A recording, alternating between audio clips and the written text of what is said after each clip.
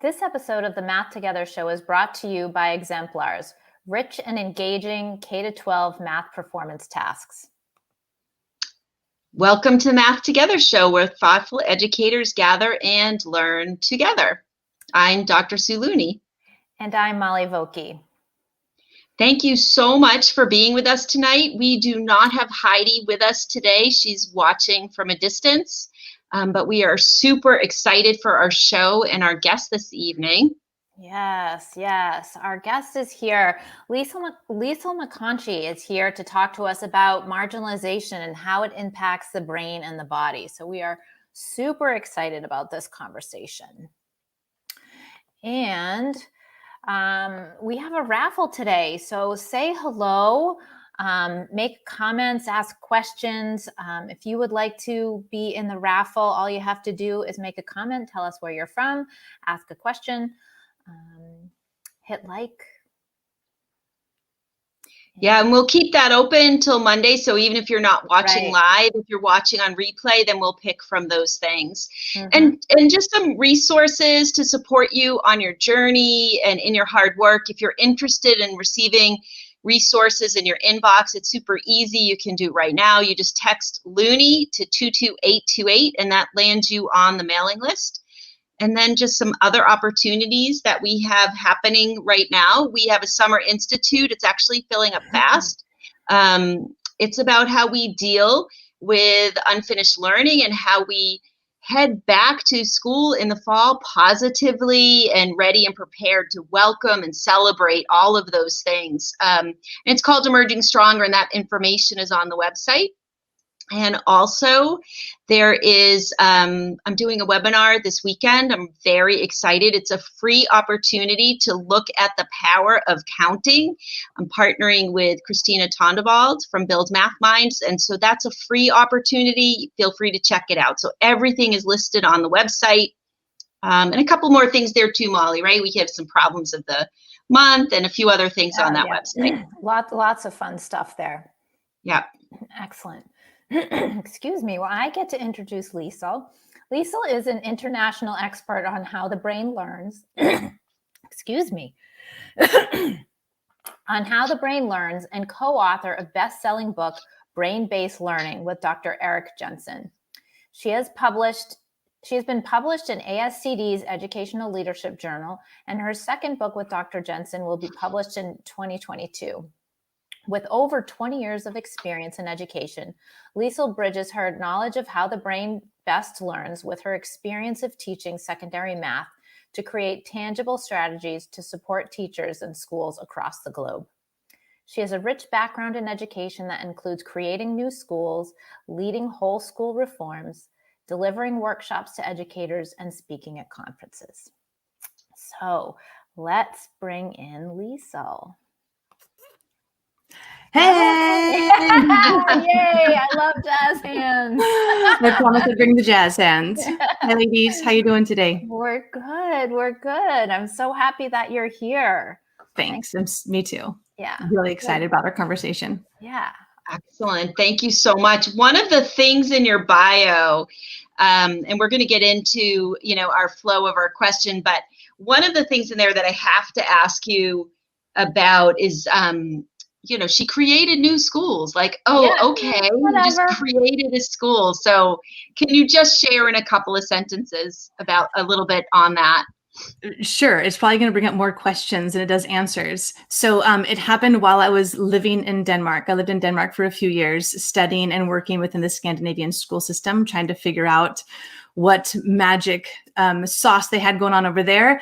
And while over there, I was doing a lot of consulting with an organization over there. And I similarly remember the day when my boss at the time, he just came to me and he said, "Hey, I just bought a piece of property. We're starting a school." And I said, "What?" And so that is what happened. We really wanted to create a model school of what it really looks like to infuse just really brain-friendly pedagogy with a real strong emphasis on SEL, which is our flagship curriculum over there. And so it's a school for 9th and 10th graders over in Denmark.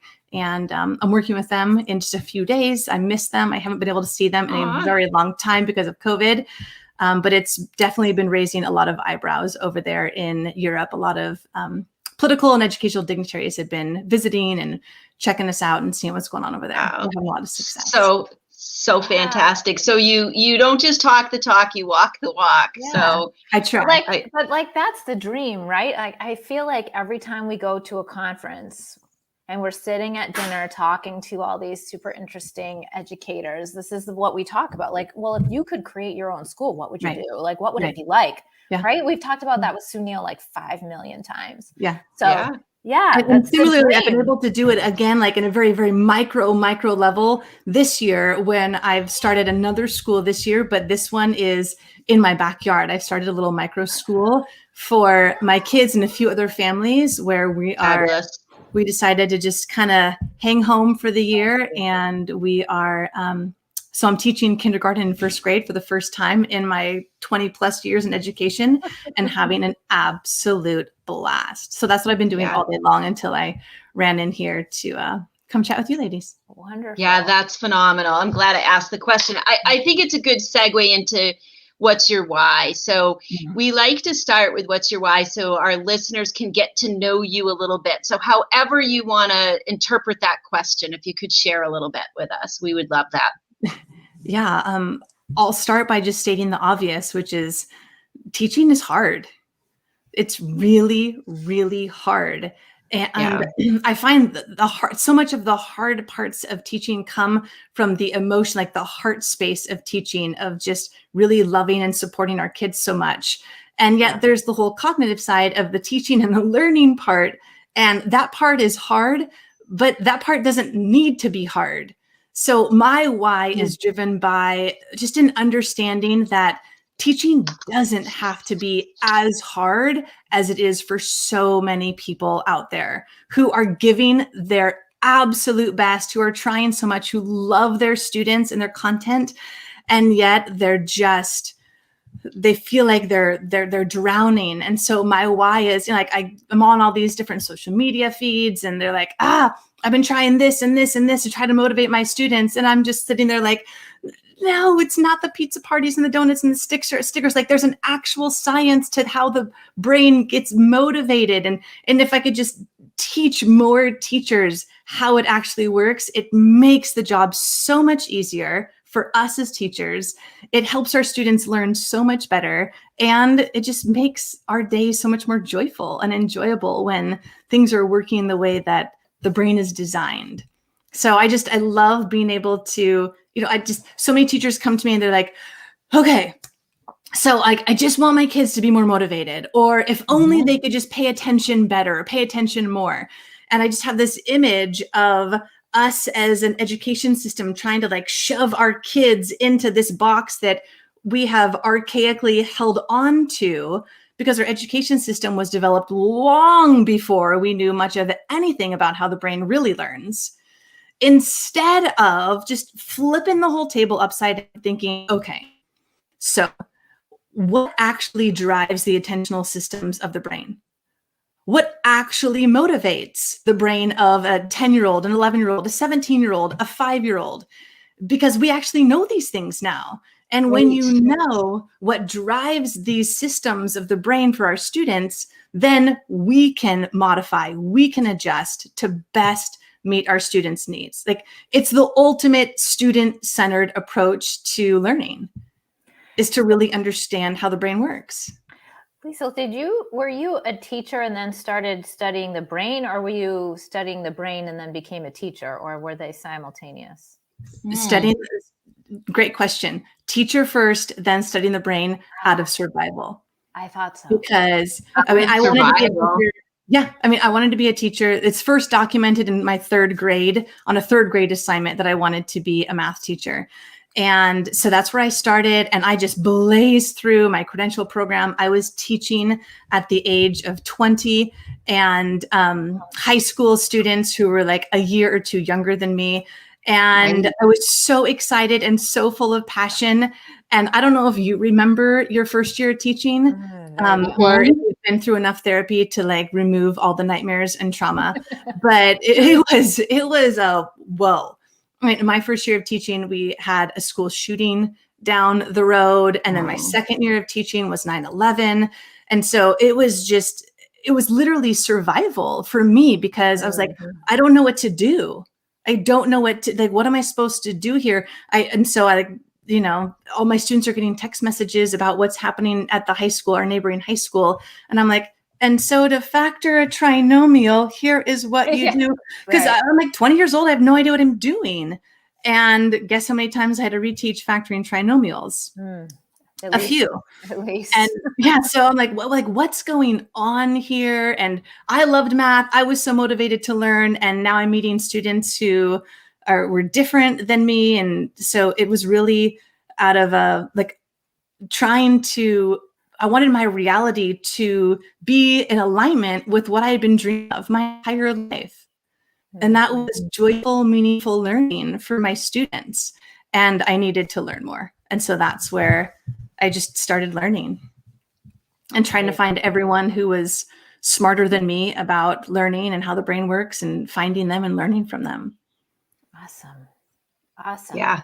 Really awesome. And we're going to get into our key question, but some of the things you referenced, and we'll talk also later about what you're working on, but there are other ways to delve into some of the things you said. This question of motivation, it's often phrased to me as my students aren't engaged. So engagement, you take those up in other forums. So I really want to encourage people.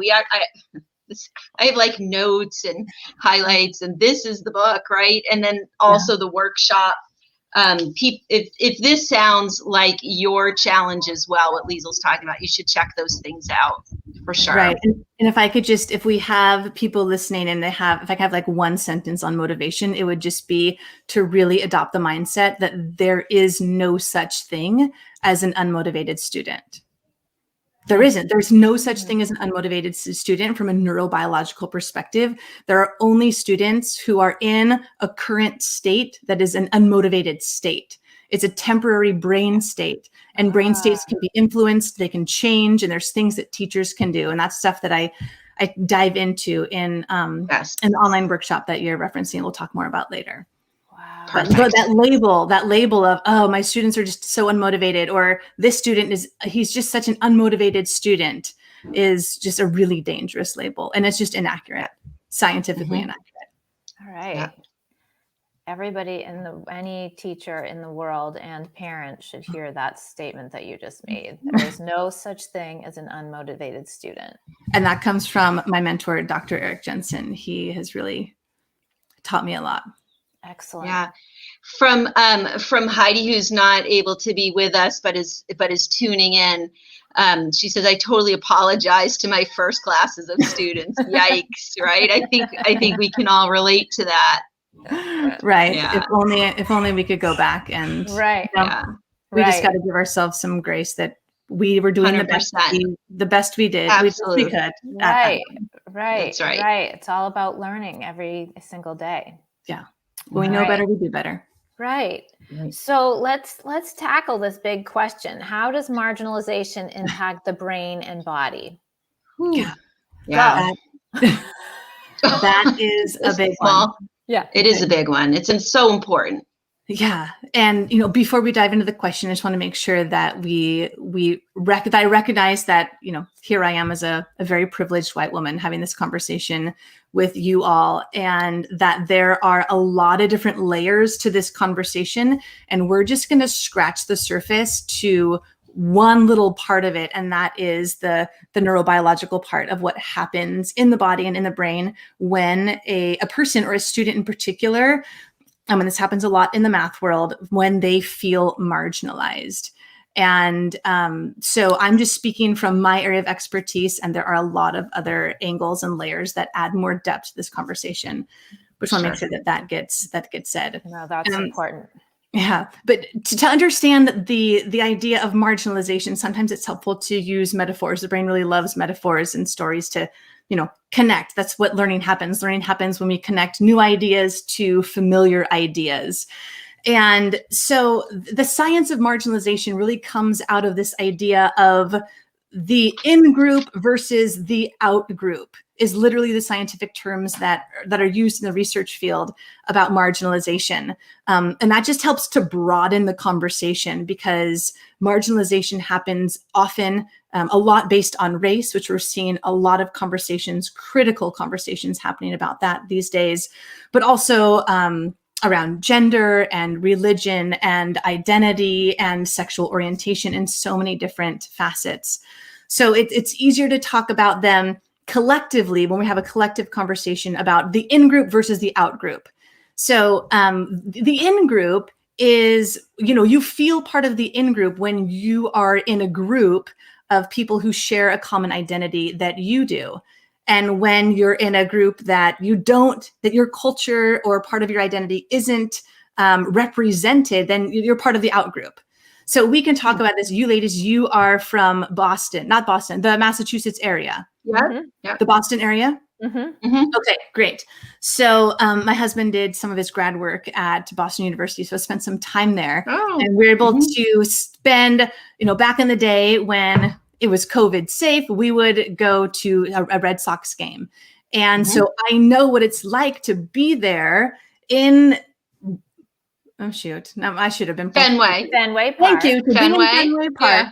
And you're there surrounded by all of your Red Sox fans. And if it's a Red Sox Yankees game, that's it right there. That's the in-group versus the out-group. So I can show up at a Red Sox game and with, somehow identify as a Red Sox fan. Maybe I'm wearing a jersey or a hat or something like that.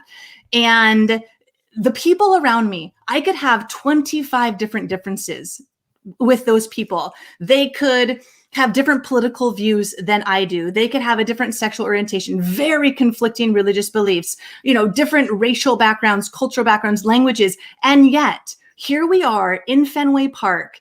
And because we have formed a new in-group. And for a few hours, we are going to high five, bump chests, buy each other beers, and we are just going to hug it out like we're best friends, because we've created this really microcosm of an in-group. But if you're a Yankees fan, man, I might have more in common with the Yankees fan outside of this context of the baseball game. But because of where we are, then, then I throw my popcorn at them or whatever you do, right? At a baseball. So this is the reality that many people, that's being carried out in many people's lives. So in a classroom setting, because of just nature, the teacher unconsciously defines the in-group in a classroom setting. And without conscious effort, the in-group is drawn around the culture of the teacher. So if I, as a white female math teacher, with whatever else that I share and about my identity, that becomes the in-group. And unless I am proactive in redrawing those lines to include other cultures, then there will be a group of students in my classroom who feel marginalized. Not because I'm intentionally doing something. There's that. Right. There's definitely the intentionals, but it's just birds of a feather flock together. There's actual science behind it. And so it takes conscious effort to redraw the lines to include all students. Now, here's what happens when we don't. When a student feels marginalized, which is not something that we get to decide, it's something that they experience, and we honor that experience.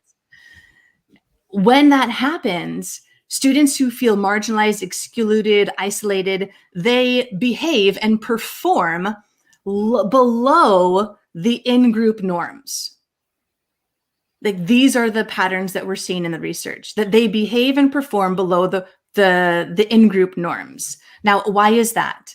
Well, let me be really clear that it is not biological. It is not, it doesn't have anything to do with like DNA or who they are. It is purely a result of the environment and the circumstances that they are existing in. Because here's the thesis statement. Being part of the outgroup is stressful. Mm-hmm. It's stressful. Yeah. When I lived in Denmark, and I'm there at a social activity and everyone's speaking Danish and my Danish is really bad, like I feel excluded. I can't join the conversation and laugh with everybody else. Like I feel part of the outgroup, and that is stressful on my body and brain. Can I share a related comment? Yes. So Sunil has shared this here. Marginalization also allocates what kind of conversations we have with students. Students who are failing are limited to conversations centered around remediation, extra help. Those are thriving, are privileged to have conversations about personal interests, hobbies, etc. from teachers. This only magnifies the alienation. Yes.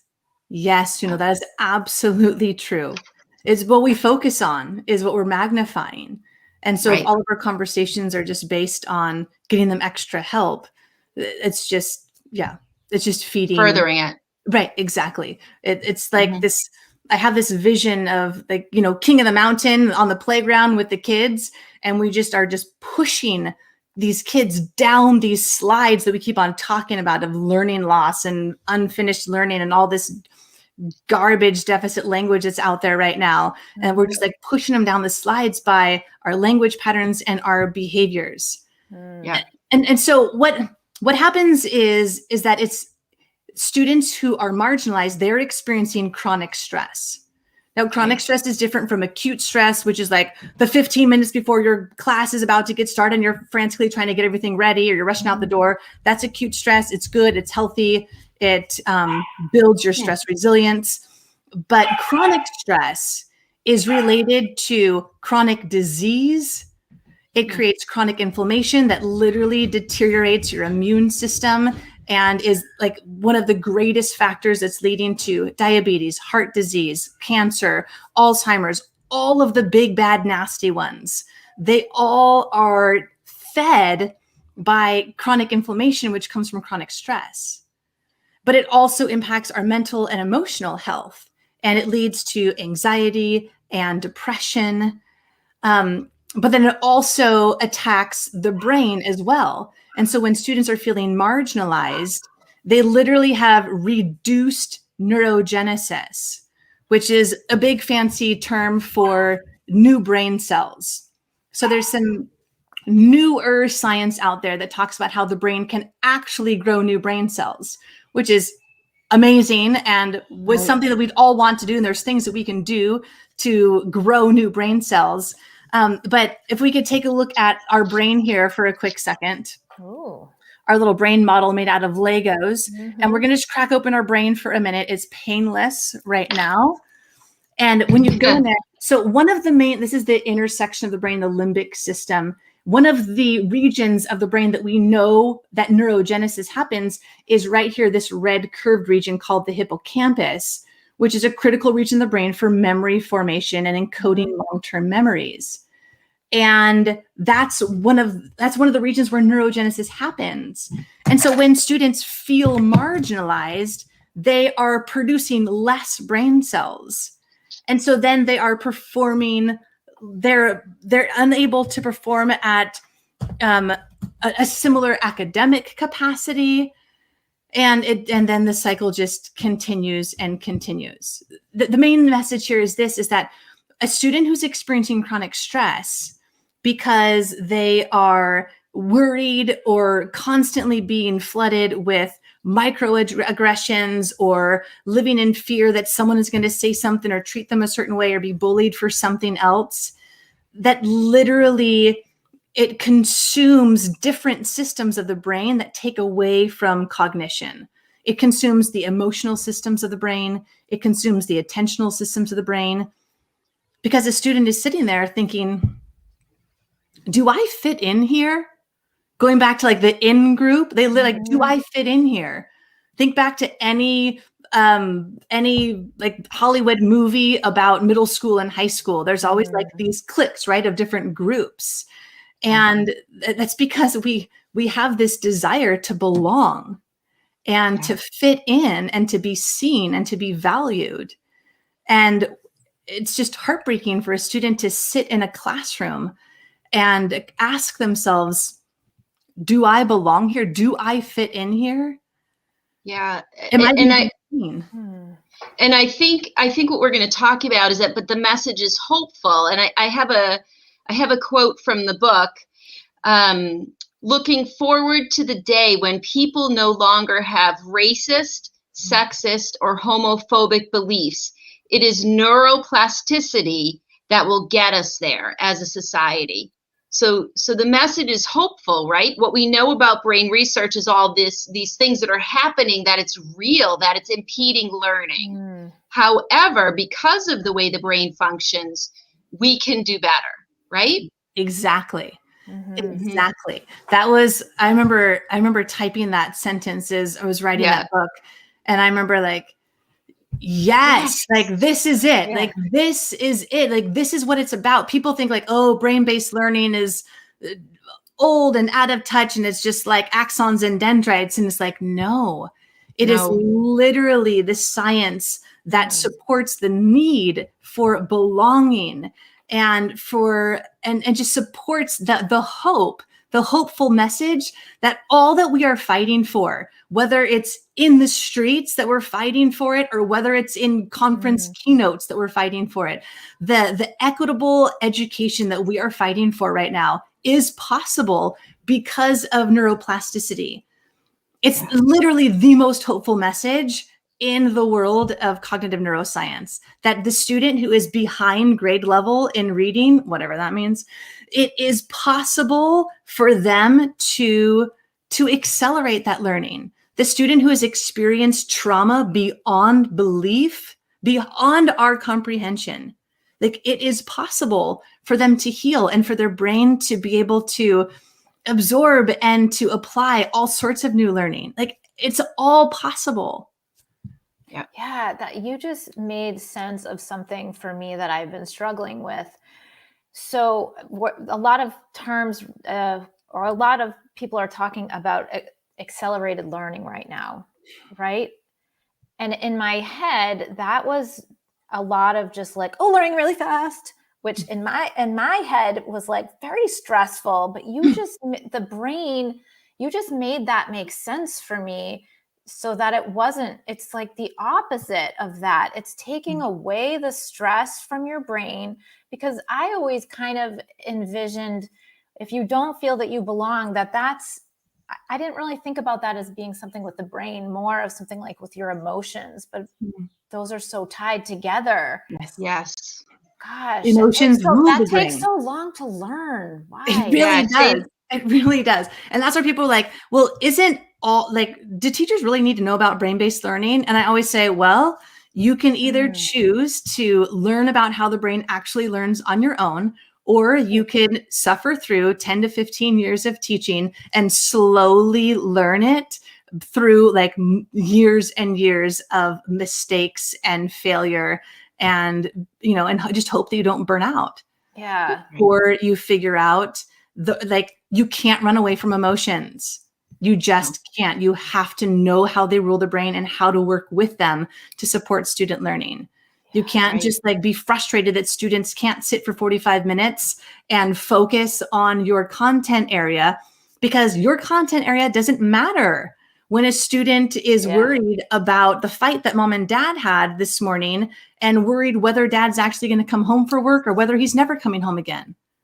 Like dividing fractions will never win a battle between, you know, and like my boyfriend broke up with me during lunch. Oh my gosh. Or like, I've been practicing my signature with his last name for 6 months. You know, like, you know, like all the things that these are humans. These are humans that we are teaching. And but like you said, it's a state, right? So we have to read the room, recognize that there's a state, and then we can change the state. We don't have to stay feeling that emotion that's preventing us from learning. I think what Molly's put up here is a question. I didn't need to do it so prematurely. But Lisa asked this question, and I think it's prevalent right now, actually. Would multiple areas of chronic stress have an even greater impact? So, whether or not they are impoverished or they are not feeling safe. Unsafe. And then even potentially also some racial issues, like all of those things. Yes. Yeah, it just like sends their cortisol levels in their brain like up higher. So I would refer, Lisa, if you can do some quick Google searching around adverse childhood experiences. It'll show that the more adverse childhood experiences someone has experienced, the more likely that they will experience some real challenging things later in life, health-wise and behavior-wise. And everything like that. But again, even with that, like there's always still hope. There are just millions of stories out there that of hope that all of this can change with the right environment, the right people. Like Sue, you're talking about reading the room and knowing what's going on for your students. Like that's why relationships are so important. That's why when you look at the book Brain-Based Learning, like there's a whole chapter on emotions. Right. There's a whole chapter on relationships. There's because it is all related to how the brain is able to function optimally, because those things, they're prerequisites. They're not fluffy bonus, nice to haves. Belonging, relationships, being seen, being valued, being in a relevant, like learning things that are relevant. These are prerequisites for learning to happen. Otherwise, we're just going through the motions and talking all day. So Liesl, what can we do if we have a student? Yeah. I'm gonna take your example. If we have a student that comes in who's had a fight with their, father or, whatever, there was something happening in the home that's upset them. What is it that we can do so that they can be there to learn? Yeah, it's tricky. So there's a couple different angles of this. Like one, we need to acknowledge there's a lot of systemic issues that are just not functioning well in our society and in our education system. So if we're just going to talk about what can I do in my classroom with my students, because we could have a conversation around the systemic issues. But for me in my classroom, so I was reminded of this. I recently got a message from a former student who said, Liesl, I just want you to know, you have no idea how bad my home life was when I was in your class. And she just went on to list and list and list. She said, but I knew that when I turned the corner and went down the hall and I heard the music coming out of your room and I saw you in the doorway waiting to give me a high five, I knew that at least for the next hour, everything was going to be okay. Yeah. And that's and in some ways that's where we start. That's where we start. As we continue to advocate for everything else, we start by creating a safe environment, built on relationships and positive emotions. And we tell stories that students can relate to so they feel like they belong. If I have a student who can't see themselves in me because of who I am and how I look, then it is my obligation to help them find people who have been successful in mathematics that look like them. It could be historical figures. It could be like famous people from like, hey, this person, because I'm in San Diego, here's another San Diego native who looks like you and did really well in math, or even just my students from last year, having them write a story, having them record a video. Hey, I was in Liesl's classroom last year, and I just want to send a shout out to all of you in the 2021-22 school year. Like, hey, like you can do this. I started the school year not thinking that I would be able to be a math person, and now I know, show them like they need to be able to look at people and say, hey, I can see myself in you, and you are further in your journey than I am, and you can be a model to me. So it's relationships, it's belonging, it's creating that positive emotions, and recognizing that I can't be that for everybody, and so I can just use my resources to help people find that sense of belonging. Wow. And more. There's like a million more things. Yeah. That Yeah. we can Well, do. Let's just share one more question, and then we'll get into how people can learn more from you, because this is so critical and so important. And I think Heidi is touching upon this when she asks this question. So how can this research inform how we plan for post-COVID learning? Yeah, you're laughing because you're like, do you have another hour? Are you really trying to wrap with that soon? Woo! Here we go. Soapbox time. All right, ladies, are we ready for this? Please climb on up. Oh, I mean, man, my fingers are crossed that we are really taking a hold of this opportunity. The door is wide open for us to step in and create a new kind of education where we really, it's been shoved in our face. Like we can't ignore it anymore. And if we choose to, then we are completely complicit in the marginalization of the students that we serve. And so I just really, really hope that schools are looking really hard at their curriculum, their instruction, and their systems, and who they're hiring to really, really design learning that is student-centered. And student-centered learning begins with understanding the brain. If there are teachers at your school, if you're listening to this right now, you're like, I actually, like most of us, including myself, finished my degree, multiple degrees, and a teaching credential program without learning a single thing about the brain. Like I didn't even know what the amygdala was when I started teaching. Then it's time. It's time to learn, because that's the information that will guide us in creating these environments. Like SEL is not an elective. It's not an add-on. Like it is another prerequisite. If we don't, all of our behavior problems that people are complaining about all the time in classrooms, like that's just a result of students not learning any emotional responses beyond the ones that the brain is naturally born with. The brain is only born knowing 7 emotions. And if we don't teach anything beyond that, and by the way, 6 out of the 7 are all negative. It's like fear, disgust, sadness. If we don't teach gratitude, compassion, integrity, like then they'll never know it. And so it's time to stop arguing about whose responsibility it is to teach these things, and just recognize that education is a platform that's available to us. Like we can do this. And we did, but then, then we get like teachers have so many things they're trying to juggle, and how do we give them the time and the space? Right, but I mean, now more than ever, I think we've realized after this last year, if it's taught us nothing at all, that social emotional learning is by far the most important thing. If people do not see that, they're not looking. Right. And people are talking about like, how do we accelerate learning, and how do we, the learning loss, and what's the other one? Unfinished learning, which is laughable, because from a neurobiological sense, almost all school learning is unfinished. Like it's iterative, it's layered. Like it's not like if we're going to be cheerleaders for lifelong learning, like what is this like finished learning that we're talking about? I hope I'm never finished learning.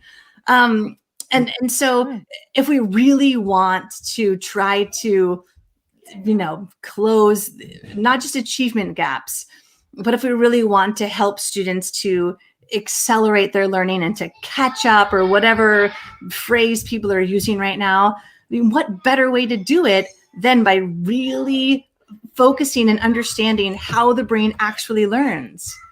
There's so many of our habits that we have carried on and taken on from our teaching ancestors that just weren't informed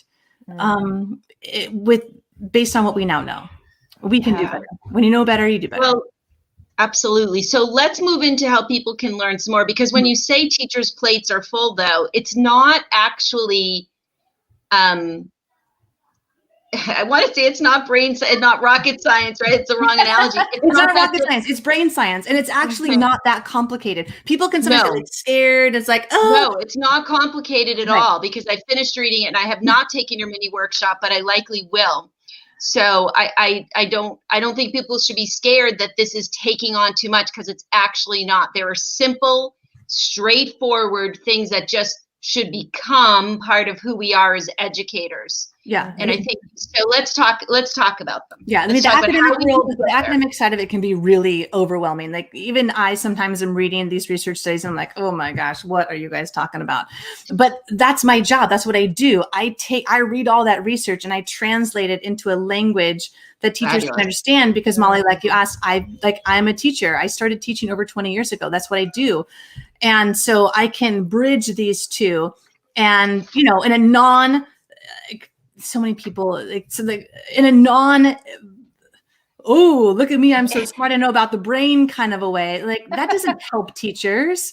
Right. If I like rattle off all these big fancy terms, like, no, like what the heck is going to help me? Like I've got problems. And so I just translate that. And so, yeah, so Dr. Jensen and I, we wrote this book together. We rewrote this book together. And so this is a great place. People are really enjoying this. This is the science of how learning actually happens in the brain, and how to apply it. And then I do a lot of writing, so people can go to my website and they can, I regularly, you can check out my blog. It's all free. It's all on there. And I also am starting to create some more online options for teachers who are looking for ways to just increase their own knowledge. And so I created a workshop. My first one right now that I have so far just focuses on motivation and what actually motivates students in the human brain. And it's a real big mind shift for a lot of people. But I really walk you through it step by step, exactly what are the brain's hardwired motivators. They work across all cultures, genders, grade levels, subjects. And then we get into the nitty gritty of, okay, so what are the motivational drivers for elementary students? How does that shift developmentally when you get to middle school students, as well as high school students? And it just really dives into and creates a nice framework for how to approach motivation. And it just makes teaching so much more easier, so much more fun. And as a bonus, your students learn a lot better and a lot faster when we just understand how the brain actually learns. Awesome. And so for the raffle, will whoever's chosen can choose either that workshop will be the prize or the book. So yes, definitely if you haven't chimed in. Yeah. So we do have comments. Oh no, yes. It was you, Sue. I posted the link to the workshop right on in there. Excellent. Yes. So Liesl, time is running out, but we would love to give you an opportunity. If there's nothing that anybody takes from hearing you today, what is it that you'd like for them to remember? The power of hope. The power of hope, and that all comes from the science of neuroplasticity. It is the most hopeful discovery in the world of education, that we can change as teachers, that our students can change, they can learn better, they can behave differently, and to just always hang on to that hope. Individually with a student, as well as systemically in our education system, we can change. It might be slower than some of us might like, but we just continue one day after another, just continuing to put our best foot forward and make the change that we want to see. Excellent. We can do this. Thank you. Thank you for that. Much. Yeah. We so appreciate, we look forward to learning more from you and following your journey. And thanks for all that you do, Liesl. We really are glad you were here. Yes. Thank you. I look forward to connecting more. Yes. All right. Take good care. Take good care. That was fascinating. Absolutely. So just in wrapping up, if you leave a comment, you'll be entered into the raffle. We have our Summer Institute, Emerging Stronger, where we'll be tapping into some of that brain research and some of those messages for sure, and getting you in a positive mindset as we go forward.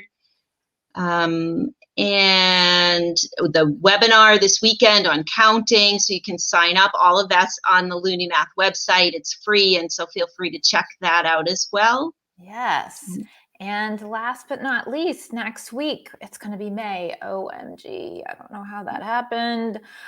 We have Mary Kemper, and she is going to be talking to us about inspiring and supporting educators. I hope that she talks to Liesl about the brain research to help people do that.